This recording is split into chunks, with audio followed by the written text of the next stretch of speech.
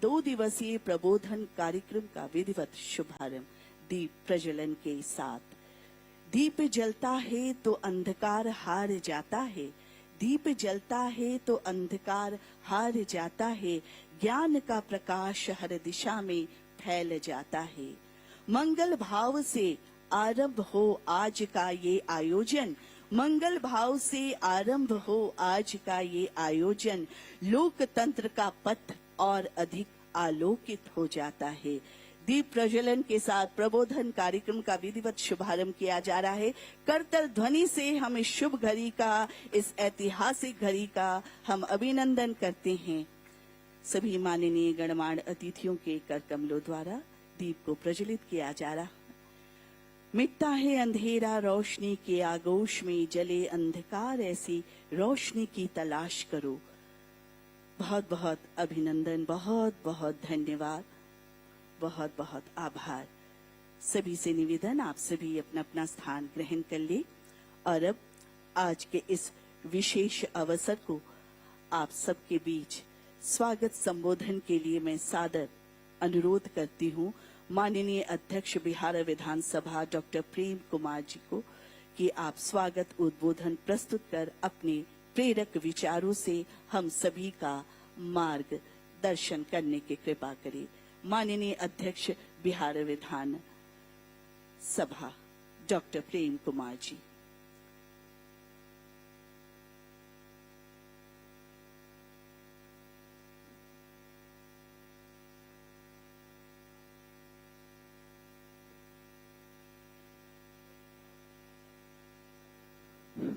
भारत माता की वंदे, जय जवान। परम वंदनीय मातृभूमि, आज हम सब धर्म ज्ञान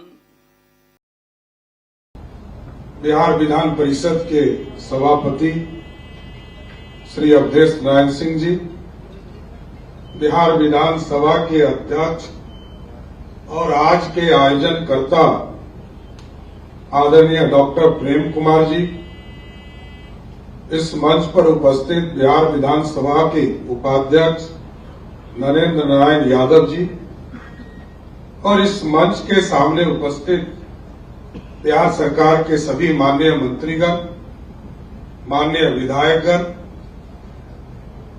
भारत सरकार और माननीय उपराष्ट्रपति के कार्यालय से आए प्रतिनिधिगण, बिहार सरकार के पदाधिकारीगण और इस कार्यक्रम में जुड़े हुए विधानसभा के सभी सहयोगी साथीगण,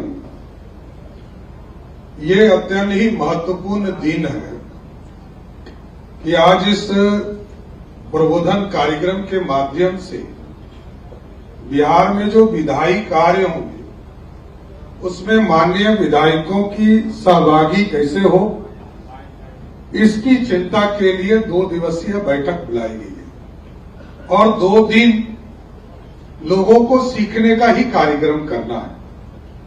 अभी तक माननीय मंत्री, माननीय विधायक, हम लोग दूसरे को प्रशिक्षण देने का काम करते हैं, लेकिन यहां पर कैसे विधायी कार्य में आप जुड़ सकते हैं। और महामहिम उपराष्ट्रपति ने इस कार्यक्रम का उद्घाटन किया और इससे ज्यादा गंभीर बात नहीं हो सकती है कि बिहार के विकास में आपका एक एक योगदान मिले। ये पूरा विधानसभा चाहता है और सरकार भी चाहता है कि सरकार को लगातार आपके प्रश्न हो, आपके उचित माध्यम से जो आप सरकार को एक संदेश पहुंचाने का काम कर सकते हैं, चाहे वो क्वेश्चन आवर के माध्यम से हो या किसी निवेदन के माध्यम से, याचिका के माध्यम से, कई तरह के रास्ते हैं हमारे पास। लेकिन साथियों, ये जरूर मैं कहूंगा, कई साथियों ने कहा कि जब हम विधानसभा के सत्र के दौरान यदि पूरा समय हम सदन के अंदर देंगे तो ये खुद ही एहसास होता है कि क्वेश्चन आवर क्या होता है, जीरो आवर क्या है। और हम लोगों ने जब पहली बार सदन में आए थे हम लोग, तो हम लोगों ने देखा था कुछ लोग चिन्हित थे जो जीरो आवर के हीरो होते थे। तो ऐसे परिस्थिति में हम कैसे जीरो आवर में अधिक से अधिक प्रश्न उठा सकते हैं, ध्यानाकर्षण से क्या लाभ अपने क्षेत्र को पहुंचा सकते हैं।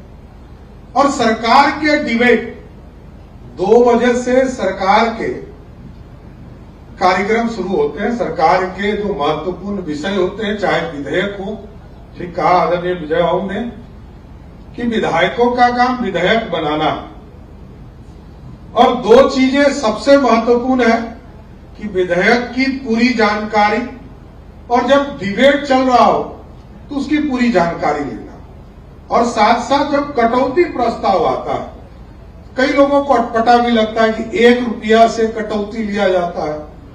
ये मूलतः इसलिए है कि चर्चा तो तभी होगा जब 1 रुपया से कटौती हो, और यदि कटौती नहीं होगा तो वो तो बिल पारित हो गया, वो तो प्रस्ताव ही सरकार का पारित हो गया। तो चर्चा कराने के लिए इन चीजों को किया जाता है साथियों, क्योंकि आप में एक जगह पर 3 लाख 3.5 लाख मतदाता एक बार विधानसभा के अंदर नहीं बैठ सकते। तो आप चुनकर आते हैं, और जिसकी चर्चा विजय बाबू और अवधेश नारायण सिंह जी ने कहा कि आदरणीय प्रधानमंत्री जी ने अभी कई कानून ऐसे समाप्त किए हैं, तो हम लोग जरूर यहां से प्रेम बाबू से आग्रह करूंगा कि सबसे वरिष्ठ सदस्यों में से एक आप हैं, और 90 से लगातार जीतने वाले 2 ही सदस्य हमारे पास, एक आप हैं और दूसरा विजेंद्र यादव जी हैं। एक बार जोरदार ताली बजा के इनका स्वागत कीजिए, क्योंकि इनके धरती पर और हमारे लिए सौभाग्य है कि दोनों विधानसभा के अध्यक्ष और विधान परिषद के सभापति, इन दोनों व्यक्ति के क्षेत्र ये गया जी है। दोनों मुक्ति भी यहीं से देने का सब पर काम करते हैं। इसलिए साथियों, मैं जरूर आग्रह करूंगा कि लाखों लोग एक जगह नहीं बैठ सकते। आप चुनकर आते हैं और आप उनकी आवाज बनकर आते हैं, आप पर भरोसा जताते हैं, तब यहां पर आते हैं। इसलिए आपको ये सोचना होगा कि किसानों की चिंता कैसे की जा सकती है, युवा साथियों की चिंता कैसे की जा सकती है, महिलाओं का विश्वास कैसे हम जीत सकते हैं, गरीब परिवार की आशा कैसे बन सकते हैं, ये आपको तय करना पड़ेगा। क्योंकि जनता ने आपको मत देकर एक मजबूत जनप्रतिनिधि बनाया, जवाबदेह प्रशासक के तौर पर आपको खड़ा किया। और यदि आपकी जन भागीदारी लगातार जनता की आवाज को विधानसभा तक पहुंचाएंगे, तभी तो उनको न्याय मिल पाएगा। सरकार तो 77-78 वर्षों से काम कर रही है, इसके बावजूद हमारे लोकतंत्र में आज भी कुछ लोग पीछे छूटे हुए हैं। उनकी आवाज बननी है, और उनके आवाज बनकर, क्योंकि देश के यशस्वी प्रधानमंत्री जी चाहते हैं कि विकसित भारत बने, हमारे पूर्व मुख्यमंत्री नीतीश कुमार जी चाहते हैं समृद्ध बिहार बने, तो उसके लिए सक्षम विधायक बनना पड़ेगा। सक्षम विधायक, सशक्त विधानसभा बनाना पड़ेगा, तभी समृद्ध बिहार होगा, ऐसे नहीं। और मैं जरूर कहूंगा, अभी मैं देखता हूं, जो मेरा भी 27-28 साल का अनुभव हो गया सदन के अंदर आते और जाते वक्त, दोनों सदन में मैं रहा। मेरा ये मानना है कि हम सरकार की योजना या सरकार के प्रशासनिक ढांचे पर ज्यादा ध्यान देते हैं। मैं कुछ ही विधायकों से मिला हूं जिसने ये आग्रह किया है कि हमारे विधानसभा में अगले 5 वर्षों के लिए क्या रूपरेखा बनना चाहिए। सरकार बजट बनाती है, 1 साल के लिए हम क्या काम करेंगे, इसकी रूपरेखा तय करती है। मैं सभी विधायकों से आग्रह करूंगा एक स्वरूप बनाइए। आपके विधानसभा में पहला साल क्या काम होना चाहिए, किस तरह के विकास के कार्य होने चाहिए। मैंने इसे अपने डिपार्टमेंट को कहा है कि हम जिस तरह बजट बनाते हैं, इकोनॉमिक्स के पूरे अर्थशास्त्रियों के साथ जोड़कर काम करते हैं, हम प्रत्येक विधानसभा में कैसे वहां का जीडीपी बढ़ेगा, अर्थव्यवस्था कैसे ठीक होगा, वहां रोजगार कैसे पहुंचेंगे, वहां पर लोगों की प्रशासनिक ढांचा के माध्यम से लोक कल्याण का काम कैसे हो सकता, इन सब चीजों पर हमको काम करना चाहिए। मैं प्राइड के साथी भी यहां पर उपस्थित हैं, लगभग 40-45 वर्षों का आपका अनुभव है। हम लोगों को भी सहयोग कीजिए, क्योंकि हम तो सहयोग कार्यक्रम चलाने वाले लोग हैं।